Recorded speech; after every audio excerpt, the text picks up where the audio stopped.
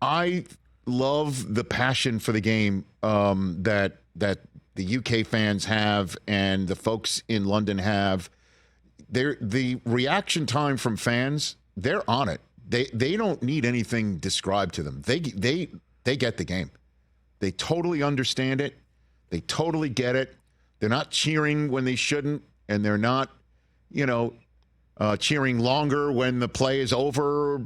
When there's a flag out, they totally get it. They understand everything. The passion and the singing, the karaoke. The singing is really cool. Unreal. They were like bellowing out Mr. Brightside from the Killers. Yeah. Sweet Caroline. I mean, and they're coming back from break and they're still chanting during 2nd and 8, and 3rd and 7s. It's great to see. I just don't know how it would work with a franchise there. And I know the commissioner has mentioned about having a Super Bowl there. That would be wild. That would be absolutely wild. And it would have to be earlier. It would have to be, I think, a kickoff would be 3 hours earlier than the usual, 6 Eastern. It would be 3 Eastern, so the game could start around 8 o'clock at night, London time. But that's not the issue. The issue is just maintaining a competitive aspect for a team in London, a team in Europe, and I've heard why not have them have a place on the East Coast that they'd go and work out in and play like a month's worth of road games, and then they'd have a month's worth of home games where teams would come visit them. And I don't know how sustainable that is, because I'll tell you what, watching the Bills sleepwalk through the first 3 quarters of that game when they arrived on a Friday morning in London against a team that had already been there a full week in Jacksonville. I mean, the Jaguars fans who thought I was rooting for the Bills, it's kind of crazy. I knew I did a great job because I saw Bills fans saying, you rooted against us because you're a Jet fan. And Jaguar fans are just lighting me up that I was just going all goo-goo gaga over Josh Allen and the Bills and not talking about the Jaguars, even though just take a look if you want to watch it back. Coming out of halftime, I'm like, the Jaguars are playing terrific football here. Yeah.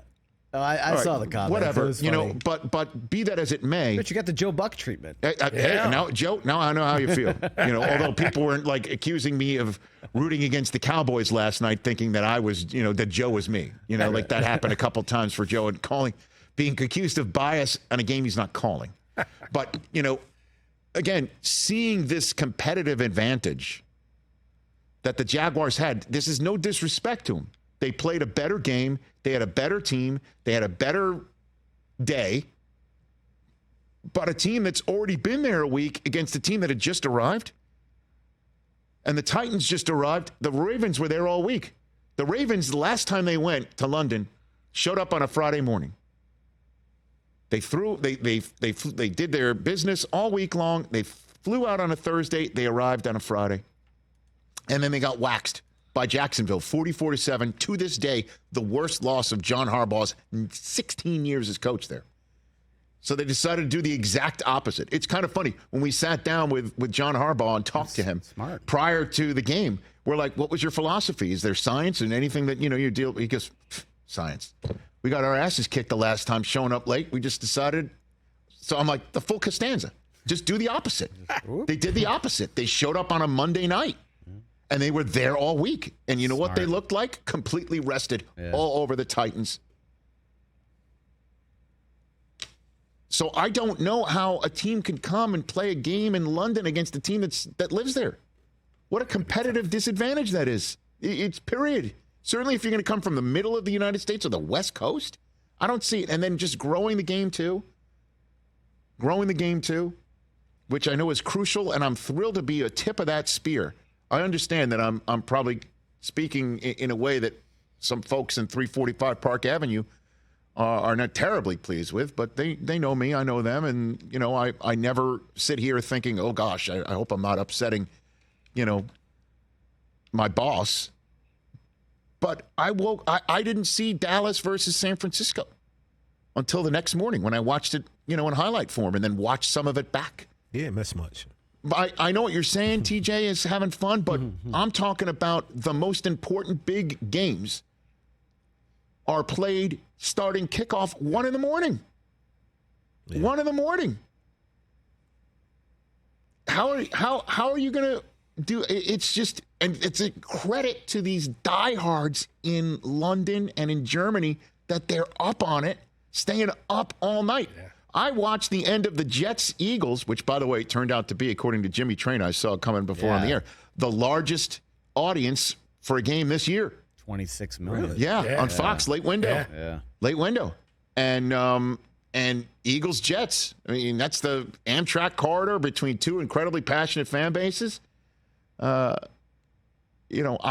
game ended at 12:40 in the morning. I staying up. And there were some other games going on, late window that were fascinating as well. Watching it. I've never had more Scott Hansen in my life. Susie got totally exposed to the witching hour. Watching Game Pass, which, by the way, is very well done overseas as well. Look, they're trying to sell the sport. I totally get it. I'm very excited to be the tip of that spear. I just don't know how it would work to have a London franchise. So what I think is it being attempted, although I have not had these conversations, is you build an international schedule.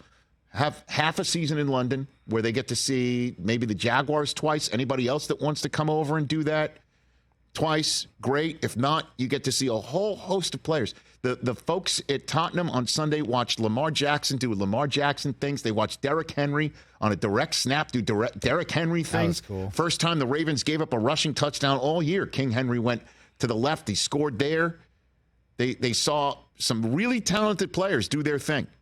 Travis Etienne the week before. Josh Allen, didn't have a terrific game, but he did find Stephon Diggs several times. Gabe Davis. I mean, they saw some great stuff. Germany is going to have the Chiefs and the Dolphins in 2 weeks. AFC Championship game. I mean, it's very exciting. And then following it up with all that excitement with Patriots and Colts. Listen, it's going to be a lot of football placed on the international stage. I'm hearing Spain might be next. Dynamite. They might go to a different hemisphere as well. Put together a 10-game, 12-game international series, 4 windows of football. Who would sign up for that domestically? Catch the Rich Eisen Show every single day on the Roku channel, 12 to 3 Eastern, for free.